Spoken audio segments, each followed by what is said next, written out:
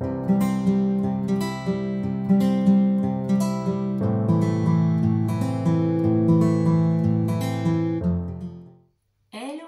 tout le monde, j'espère que vous allez bien. Je suis contente de vous retrouver pour cette nouvelle vidéo.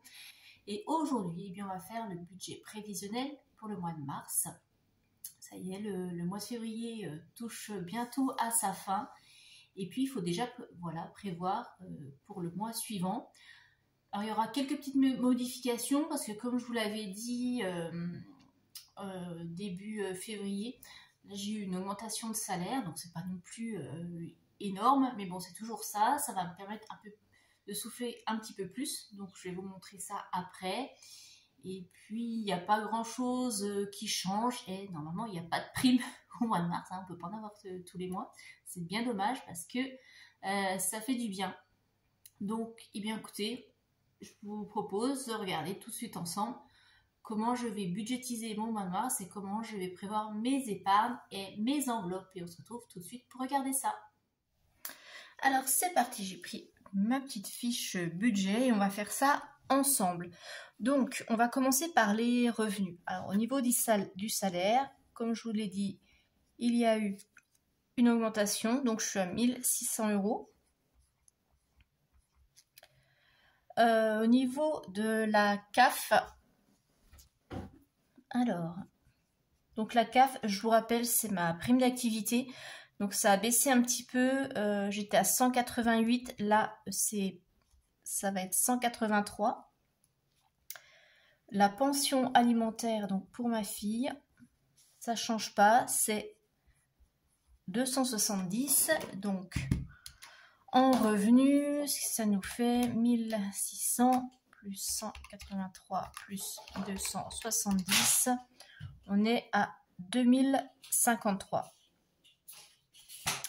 Crédit dette, je n'ai rien puisque je n'ai pas terminé mon mois de février à découvert, donc ici on met rien. Et les dépenses fixes. Alors les dépenses fixes, eh bien, on commence déjà par le loyer. Donc le loyer, ça ne change pas, c'est 678. J'ai le leasing encore là au mois de mars. 259. Alors, attendez, je vais mettre en pause parce que mon chat fait du bruit. Voilà, excusez-moi. Donc le leasing, 259 €. Donc normalement c'est le dernier mois au mois de mars parce que je rends mon véhicule mi-mars. Et puis derrière, comme je vous l'avais dit, j'attends la livraison du nouveau. Et j'ai pas encore de date. A priori ce serait au mois de mai, mais bon, il faut que je recontacte là Dacia pour savoir quand ce sera parce que ça va faire un petit peu long. Et si ça fait trop long, je risque d'être coincée pour prévoir mes vacances d'été. Enfin voilà, il faut que je règle ça. Bref, ensuite, donc j'ai le prêt. Donc ça, je vous rappelle, hein, ce prêt, je le mets ici et je le mets pas là parce que c'est pas un prêt que je peux solder puisqu'il est en commun avec une personne. Et cette personne ne veut pas le solder avant échéance. Donc, je dois aller jusqu'au bout. Et là, on est à 114 par mois. J'ai la cantine. Donc, restauration scolaire pour ma fille, 62 €. Qu'est-ce qu'on a d'autre? Donc, l'assurance. Donc, assurance habitation et puis auto, 56. Le gaz. Donc, le gaz, on est à 101. L'électricité, on est à 31. Qu'est-ce qu'on a d'autre? Internet. Internet, ça nous fait 16. Le téléphone pour moi. Alors, en plus, oui, j'ai reçu là un mail. Alors, je ne sais pas si vous êtes dans le même cas. Pour dire que les abonnements augmentent de 1 € à partir du mois d'avril. Bon, c'est pas énorme, mais bon, voilà, encore des choses qui augmentent. Donc, moi, je suis toujours à 14 €, mais après, au mois d'avril, ça va augmenter. Le téléphone pour ma fille, on est toujours à 5 €. Ensuite, j'ai la cotisation du compte bancaire, 12. Et puis Netflix. Bon là je l'ai encore pour le mois de mars, mais je pense que je vais bientôt arrêter parce que j'ai un peu bientôt fait le tour. Alors au niveau des dépenses fixes, il nous fait 62, 56 plus 31 plus 16, 14, 5, 12 et 9, 1357. Alors j'ai dû oublier quelque chose parce que sur mon brouillon, j'ai pas le même montant. Je vais recalculer ça. Bon, c'est 1357. Bon, je pense que j'ai du mal compter. Donc 1357 de charge. Hop.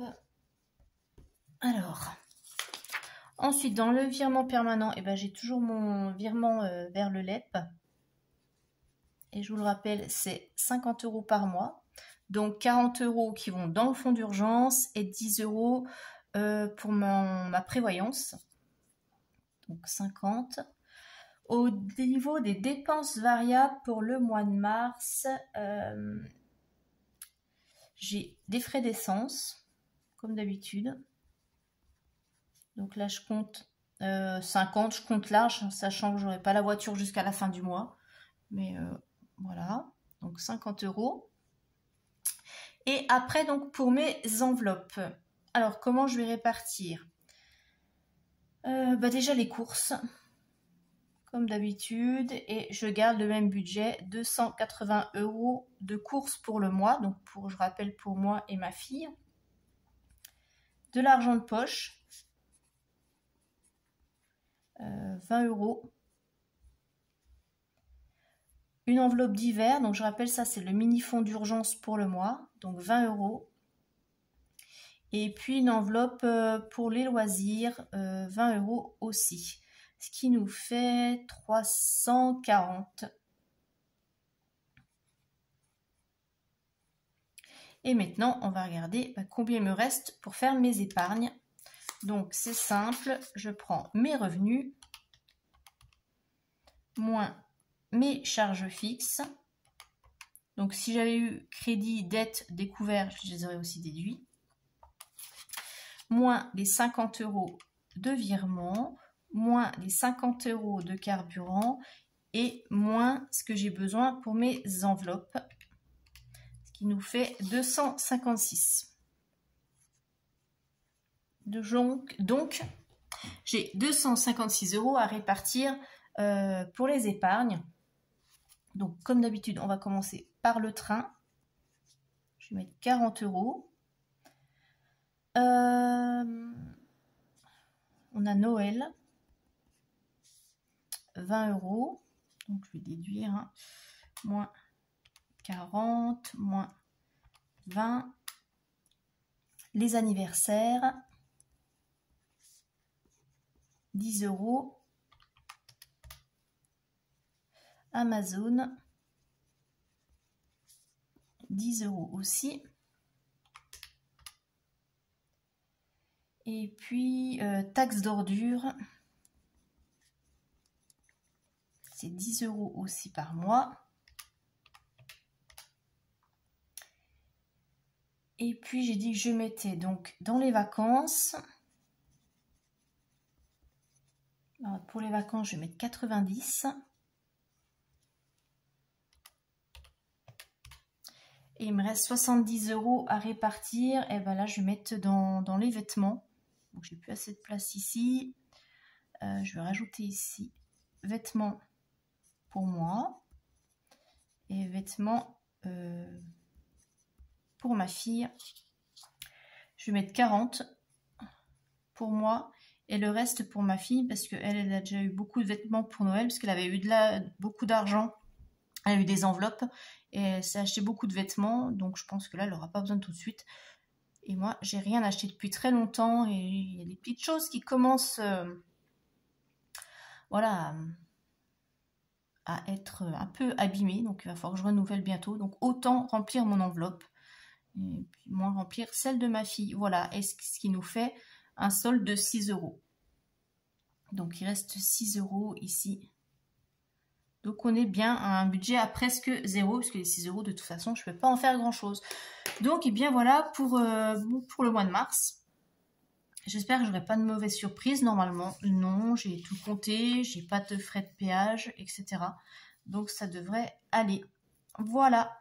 Eh bien écoutez, vous dites-moi comment va se dérouler votre mois de mars, vous avez déjà prévu. Et puis sinon, eh bien on se retrouve dans la prochaine vidéo et je vous fais de très gros bisous et je vous dis à très bientôt. Bye bye.